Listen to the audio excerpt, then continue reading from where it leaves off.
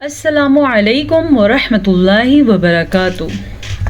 نئے سبق کے ساتھ ہم آپ کی خدمت میں حاضر ہیں، تو چلے سٹارٹ کرتے ہیں آج کا سبق۔ آج ہم نے سٹارٹ کرنی ہے آیت نمبر 4 اور آیت نمبر 5۔ تو دیکھیے، اعوذ باللہ من الشیطان الرجیم، بسم اللہ الرحمن الرحیم، ان تتوبا الى اللہ، ان تتوبا، یہاں پہ ان کے نون ساکن کے بعد تا آیا ہوا ہے جو کہ حروف اخفا میں سے ہے، تو اس لیے ہم نون ساکن کی آواز کو چھپا کے پڑھیں گے۔ جب کبھی نون ساکن یعنی کہ یہ نون ساکن ہے یا نون تنوین، نون تنوین کہتے ہیں 2 زبر کو، 2 زیر کو اور 2 پیش کو، تو اسی طرح نون ساکن یا تنوین کے بعد حروف اخفا کے 15 حروف میں سے یعنی کہ تا، ثا، جیم، دال، زال، زا، سین، شین، صاد، ضا، طا، ظا، فا، قاف، کیف، ان 15 حروف میں سے کوئی بھی حرف آ جائے تو نون ساکن کو بھی چھپا کے پڑھتے ہیں غنّے کے ساتھ اور نون تنوین کو بھی چھپا کے پڑھتے ہیں غنّے کے ساتھ، یعنی کہ اس کو ہم پڑھیں گے ان تتوبا۔ یہ ہے تا زبر تا اور یہ ہے تا پیش واو تو، ایک چھوٹا اور ایک لمبا۔ لمبا واو مدہ کی وجہ سے ہے کیونکہ آگے واو آ گیا ہے، تو اس کو ہم پڑھیں گے تتوبا الی اللہ۔ یہ ہے لفظ اللہ۔ لفظ اللہ کا قانون یہ ہے کہ اگر اس سے پہلے زبر یا پیش آ جائے تو لفظ اللہ کو پر پڑھتے ہیں، اور اگر اس سے پہلے زیر آ جائے تو لفظ اللہ باریک پڑھتے ہیں۔ اب یہاں پہ ہمارے پاس لفظ اللہ موجود ہے اور پیچھے والے حرف پہ زبر ہے، تو یہ لفظ پر یعنی کہ موٹا کر کے پڑھا جائے گا۔ کس طرح؟ الی اللہ، اس طریقے سے لفظ اللہ کو پر کریں گے، الی اللہ۔ ہاں کو لمبا نہیں کرنا آپ نے، لا کو تو ہم نے تب لمبا کیا کیونکہ اللہ کے نام کے اوپر کھڑی زبر ہے، الی اللہ۔ ہاں کے تلفظ کا خیال بھی رکھنا آپ نے۔ فقد صغت قلوبکما، فقد، فا زبر فا، قاف زبر دال، قد، اس کی مقدار پہ دھیان دیں۔ میرے ارد گرد جتنے مجھے سنانے والے ہیں زیادہ تر غلطیاں ان کی ہوتی ہیں کہ پڑی زبر کو کھڑا پڑھ دیتے ہیں۔ نہیں سمجھ آئی بات کی؟ مطلب یہ ہے کہ یہ لکھی ہوئی ہے زبر اور وہ اس کو لمبا کر کے کھڑی زبر بنا دیتے ہیں، یعنی یہ لکھا ہے یہ فا زبر فا، اس کی مقدار اتنی ہے، صاد زبر صا، غین زبر تا، غت، صغت۔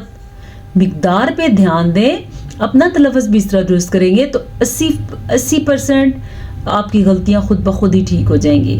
اب جیسے لوگ پڑھتے فا قد، یہ ہو گئی غلطی کیونکہ یہ فا نہیں ہے، یہ فا ہے، فقد، ٹھیک ہے، فقد صغت قلوبکما۔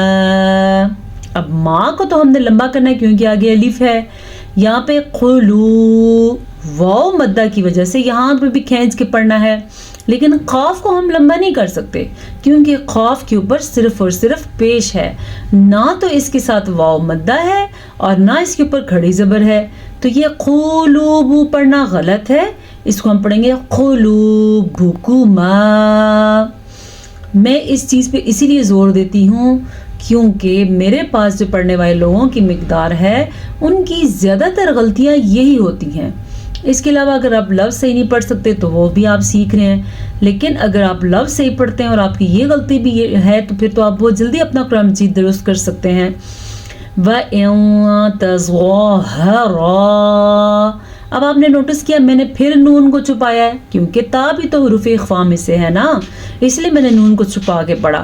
تظاہرا، زوا کو میں نے پر پڑھا کیونکہ زوا کے اوپر کھڑی زبر ہے، ہاں کو زوا حروف مستعلیہ میں سے بھی ہے اور لمبا اس لیے پڑھا کیونکہ زوا کے اوپر کھڑی زبر ہے۔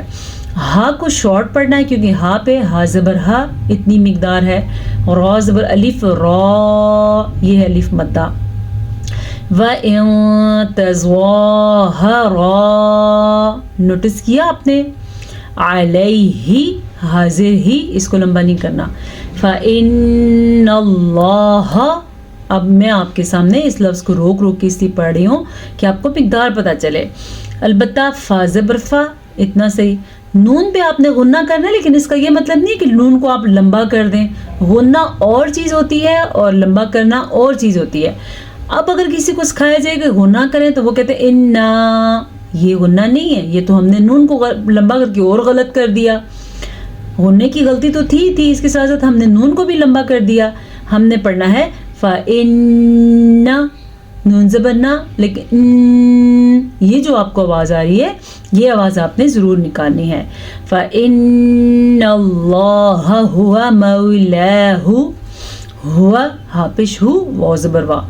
آپ یقین کریں اکثر لوگ اس کو پڑھتے ہیں ہوا ہیا، یہ غلط ہے. یہ ہوا ہاپش ہو واو زبر وا، ہوا. مولا ہوا جبریل وصالح المؤمنین. جی مولا ہو. اب واو ساکن سے پہلے زبر ہو تو اسے بھی لمبا نہیں کر سکتے. واو ساکن سے پہلے پیش ہو تو وہ واو مدہ ہوگا اور اسے لمبا کرنا جائز ہے.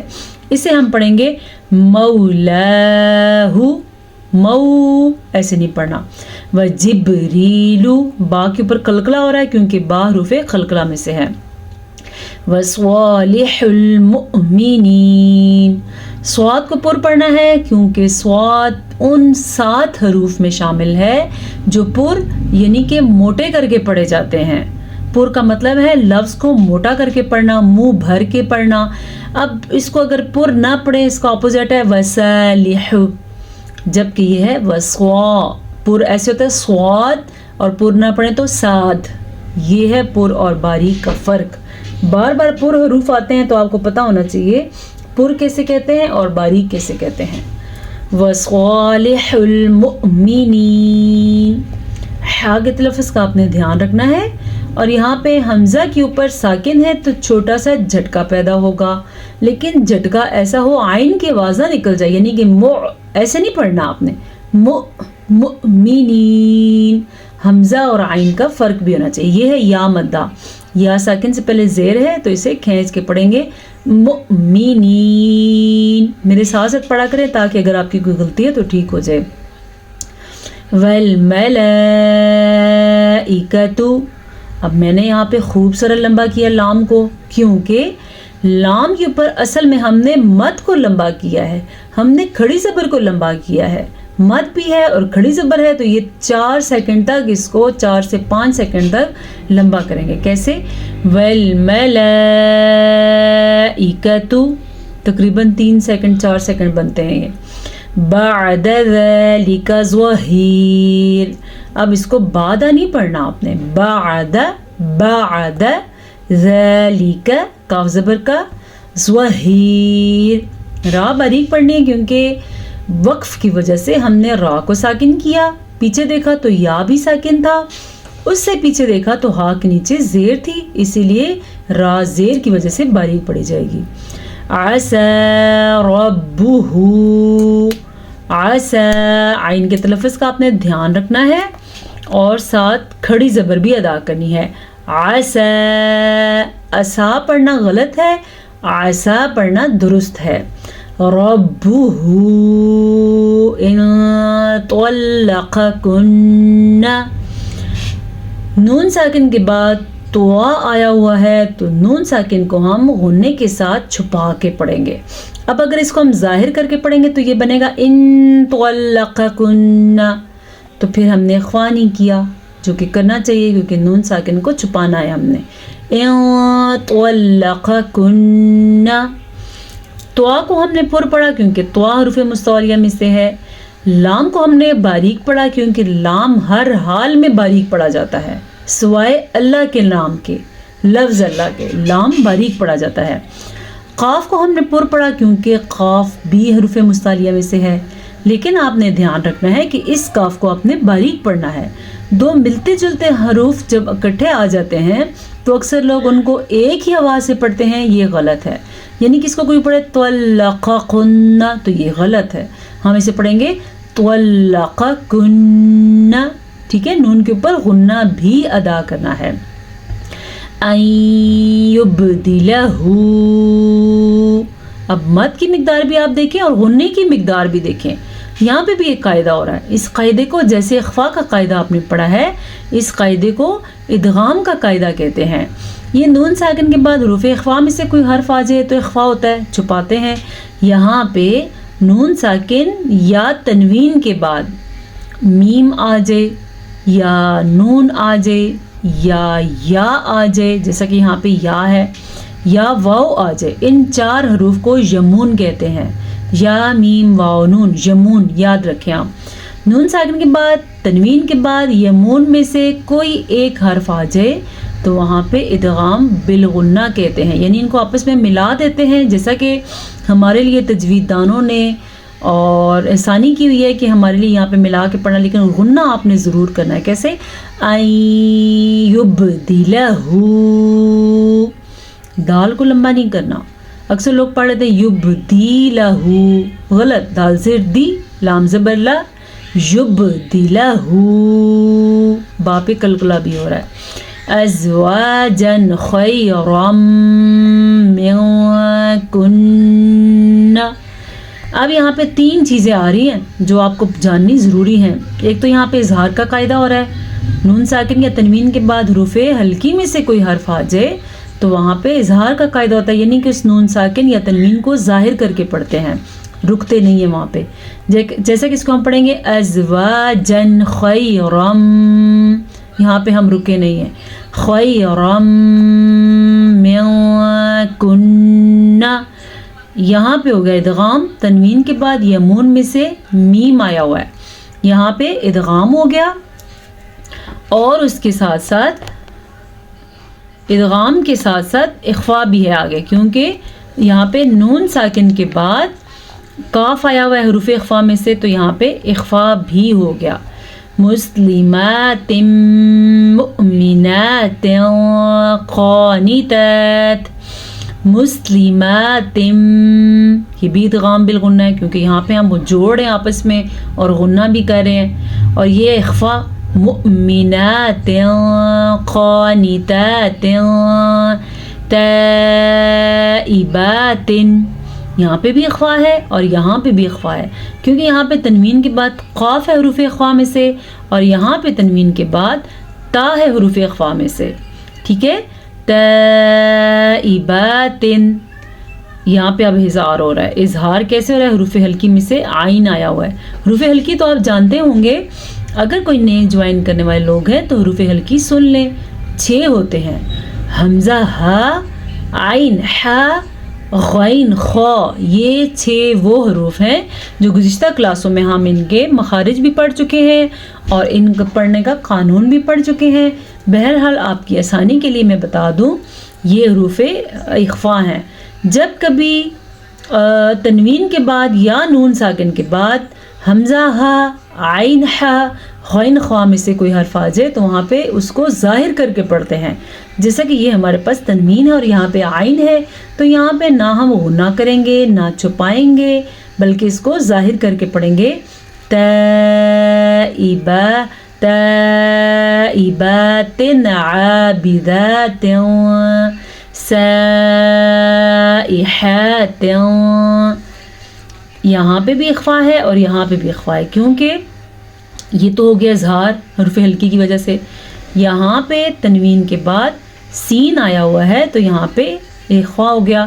پھر یہاں پہ تنوین کے بعد سا آیا ہوا ہے حروف اخفا میں سے, تو یہاں بھی اخفا ہو گیا. ہم اس کو چھپا کے بھی پڑھیں گے. آگے کیا ہو رہا ہے؟ سجبات و ابکارا, یہاں پہ تنوین کے بعد واو آیا ہوا ہے اور یہ واو یمون میں سے ہے. سجبات و ابکارا, آپ نے دھیان دیا, میں نے غنہ بھی کیا ہے اور میں نے ملایا بھی ہے آپس میں. ٹھیک ہے, اور با پہ قلقلہ کرنا ہے. حروف قلقلہ 5 ہیں, قاف, طا, با, جیم, دال. ٹھیک ہے, تو با پہ قلقلہ کیسے ہوگا؟ اب کا را, را 2 زبر رن ہے, لیکن وقف کی وجہ سے یہ ایک الف کے ساتھ پڑھا جائے گا اور پر یعنی کہ را کو موٹا کر کے پڑھیں گے. ابکارا. ٹھیک ہے. نئے آنے والوں کے لیے آج یہ خوشخبری ہے کہ آج ہمارے پاس سیکھنے کے لیے پھر سے ہم نیا قاعدہ سیکھیں گے جو میں پہلے ایک بار ہاں سکھا چکی ہوں، لیکن جن لوگوں نے نیا اس کلاس کو میری کو جوائن کیا ہے ان کے لیے یہ خوشخبری ہے کہ وہ آج اظہار کا قاعدہ بڑی آسانی سے سیکھ لیں گے. چلیں جی، جو لوگ نوٹس بناتے ہیں وہ اپنی کاپی پین پکڑ لیں، اور جو نوٹس نہیں بناتے وہ سمجھ لیں. چھوڑنے کے لیے ان کے لیے بھی نہیں ہے یہ کلاس. کسی بھی عمر کے لوگ اس کو سمجھ سکتے ہیں سوائے چھوٹے بچوں کے. 7 8 10 سال کے بچوں کے لیے تھوڑا سا مشکل ہوگا، لیکن اس سے بڑے بچوں کے لیے یا بڑوں کے لیے بالکل بھی مشکل نہیں ہے. اظہار کا لغوی معنی ہے ظاہر کرنا. ٹھیک ہے. کس کو ظاہر کرنا وہ اصطلاحی تعریف میں ہم پڑھیں گے. نوٹس بنا لیں آپ. جی، اصطلاحی تعریف ہے حروف کو ان کی مخارج سے بغیر کسی تغیر اور غنہ کے ادا کرنا. یعنی وہاں پہ ظاہر کر کے پڑھنا، کسی رد و بدل کے بغیر پڑھنا. رد و بدل کا مطلب یہ نہ تو اخفا کرنا، نہ اقلاب کرنا، نہ غنہ کرنا، اور غنے کے بغیر پڑھنا. ٹھیک ہے. اظہار کا اصطلاحی معنی ہے حروف کو ان کی مخارج سے بغیر تغیر اور غنہ کے ادا کرنا. اب اظہار کیسے کیا جاتا ہے یہ جب آئے گا تب سیکھیں گے. فی الحال آپ سیکھیں ادغام کا لغوی معنی. ادغام کا لغوی معنی ایک چیز کو دوسری چیز میں ملا دینا، جیسا کہ ہم نون ساکن کو اگلے حرف میں ملا دیتے ہیں. ٹھیک ہے. اور اس کا اصطلاحی معنی کیا ہے؟ ایک ہی جنس کے 2 حروف، پہلا ساکن دوسرا متحرک، دونوں کو اس طرح ملا دینا کہ ایک مشدد پڑھا جائے اور غنے کے ساتھ پڑھا جائے. ٹھیک ہے. جیسا کہ ایک ہی جنس کے 2 حروف یعنی کہ یا میم واو نون، یہ ایک ہی جنس کے ہیں، اور پیچھے والا نون ساکن ہو یا تنوین ہو. اسے ایسا ہوتا ہے یا پھر میم ساکن اور میم متحرک کا آ جانا، اس طرح بھی ہوتا ہے. آگے ہمارے پاس ڈیفینیشن ہے اقلاب کی. اقلاب کا لغوی معنی کسی چیز کو اس کی حقیقت سے پھیر دینا. یہ 4 بڑے قواعد ہیں جن کی ہم ڈیفینیشن پڑھ رہے ہیں. اقلاب کا لغوی معنی کسی چیز کو اس کی حقیقت سے پھیر دینا، یعنی کہ پڑھا جاتا ہے من بعدی لکھا ہوتا ہے جبکہ ہم اس کو پڑھتے ہیں من بعدی، بالکل ہی ہم نون کو میم میں بدل دیتے ہیں. اقلاب کی اصطلاحی تعریف ہے صفت غنہ کی رعایت رکھتے ہوئے ایک حرف کو دوسری کی جگہ دے دینا، جیسا کہ ہم میم کو نون کی جگہ دے دیتے ہیں اور وہاں پہ ہم نے غنہ بھی کرنا ہے. یہ ہو گیا اقلاب. آگے آ گیا جی اخفا، جس پہ ہم نے آج بھی کام کیا ہے. اخفا کا لغوی معنی ہے چھپانا. ٹھیک ہے. اور اخفا کی اصطلاحی تعریف ہے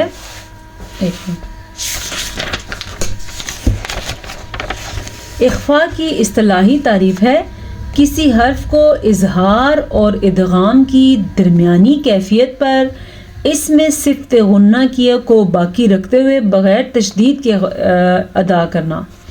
پہلا تو اس کا لغوی معنی ہے چھپانا، کسی حرف کو اظہار اور ادغام کی درمیان والی کیفیت، مطلب نہ تو فل غنہ اور نہ تو فل ظاہر کرنا، اس کیفیت پہ غنہ کرتے ہوئے شد کے بغیر اس حرف کو ادا کرنا. جیسے کہ ہم کہتے ہیں سیبات قانتات، اس کو کہتے ہیں اخفا. چلے جی، کل انشاءاللہ ہم پڑھیں گے نون ساکن اور نون تنوین کے احکام. آج ہم نے جو تعریفیں پڑھی ہیں اس ایک کو ہم ڈیفائن کریں گے. آپ ہمارے ساتھ رہیے گا. اگر آپ چاہیں تو آپ نوٹس بھی بنا سکتے ہیں، لیکن اگر آپ چاہیں تو صرف سننے سے بھی آپ بہت کچھ سیکھ سکتے ہیں. اجازت دیجیے، اگلی کلاس میں آپ سے ملاقات ہوگی. السلام علیکم ورحمۃ اللہ وبرکاتہ.